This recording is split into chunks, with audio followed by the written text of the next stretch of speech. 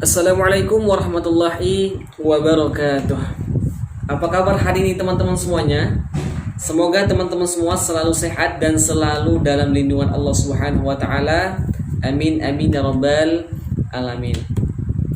Oke teman-teman semuanya, untuk pelajaran kita hari ini adalah pelajaran SI atau pelajaran sejarah Islam, teman-teman. Jadi teman-teman semua bisa dibuka buku pelajaran sejarah Islamnya di rumah teman-teman semuanya. Nah, di sini kita awali pembelajarannya yaitu dengan pelajaran 1, dakwah syariah atau dakwah secara rahasia, teman-teman. Jadi, beberapa hari setelah Nabi Muhammad SAW menerima wahyu yang pertama, kemudian malaikat Jibril alaihissalam datang kembali menemui Nabi Muhammad SAW, yaitu membawa wahyu yang kedua. Apa wahyu yang kedua itu, teman-teman? Yaitu surat Al-Mudaththir 1-7. Itu adalah wahyu yang kedua yang dibawa oleh malaikat Jibril kepada Nabi Muhammad SAW. Nanti teman-teman semua silahkan dibuka surah Al-Mudaththir 1-7, teman-teman. Nah, di situ, jadi dalam kandungan ayat itu adalah bahwasanya Allah Subhanahu wa taala memerintahkan Nabi Muhammad SAW untuk berdakwah. Jadi dalam ayat ini Allah memerintahkan kepada Nabi Muhammad SAW untuk berdakwah, untuk menyiarkan agama Islam, untuk menyembah Allah Subhanahu wa taala. Jadi setelah Nabi Muhammad SAW menerima wahyu yang kedua ini, yaitu Rasulullah SAW langsung menyiarkan agama Islam.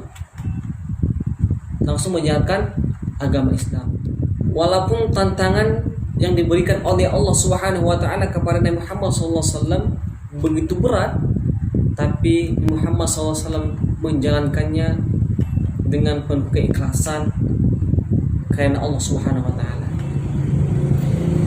Kemudian Nabi Muhammad SAW mengawali dakwahnya yaitu di kota Mekah.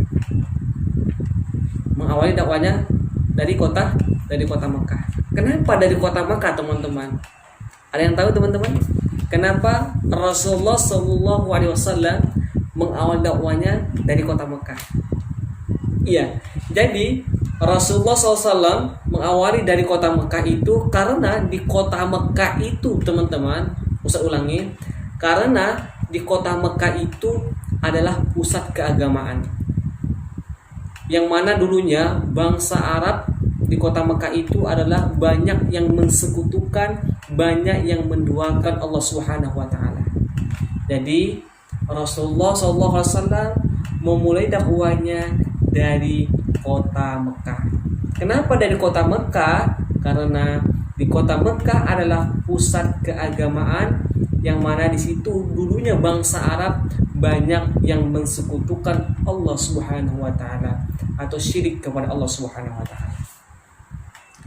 Disitulah Nabi Muhammad SAW memulai dakwahnya secara sembunyi-sembunyi. Setelah beberapa tahun Nabi Muhammad SAW berdakwah secara sembunyi-sembunyi. Pertama kali Nabi Muhammad SAW menyebarkan dakwahnya kepada istrinya, teman-teman. Ada yang tahu nama istrinya siapa?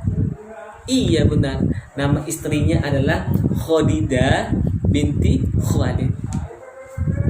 Kemudian setelah beberapa tahun kemudian, teman-teman, setelah 3 tahun lamanya Rasulullah SAW menyiarkan dakwah atau berdakwah di kota Mekah, yang pertama kali menerima dakwah Rasulullah SAW adalah istrinya, yaitu Khadidah binti Khuwailid. Kemudian Ali bin Abi Thalib, kemudian Zaid bin Haris, selanjutnya adalah Abu Bakar As-Siddiq. Ini adalah orang-orang yang pertama masuk Islam, teman-teman. Kemudian karena Abu Bakar As-Siddiq dikenal sebagai orang yang suka bergaul, orang yang suka memberi dan dermawan, teman-teman, dan berakhlakul karimah. Kemudian Abu Bakar As-Siddiq menyebarkan dakwanya dan mengajak kaumnya untuk masuk Islam. Siapa-siapa yang pertama yang diajak oleh Abu Bakar As-Siddiq? Yang pertama itu ada Utsman bin Affan. Yang kedua adalah Thalha bin Ubaidillah. Yang ketiga ada Sa'ad bin Waqqas, ada Abdurrahman bin Auf. Kemudian ada Zubair bin Awam. Selanjutnya ada Bilal bin Rabah dan seterusnya, teman-teman. Ini adalah yang mula-mula diajak oleh Abu Bakar As-Siddiq. Dan mereka adalah salah satu yang diberikan hidayah oleh Allah Subhanahu wa taala. Masih ada lagi ke bawahnya, teman-teman ya. Nanti teman-teman semua bisa lihat di buku teman-teman semuanya. Jadi selama 3 tahun Nabi Muhammad SAW berdakwah secara sembunyi-sembunyi, teman-teman. Banyak tantangan, banyak cobaan yang beliau hadapi, tapi Rasulullah SAW tidak pernah mundur dalam berdakwah, teman-teman. Jadi dengan perjuangan Rasulullah SAW, agama Islam dan orang yang masuk Islam semakin hari semakin banyak, teman-teman.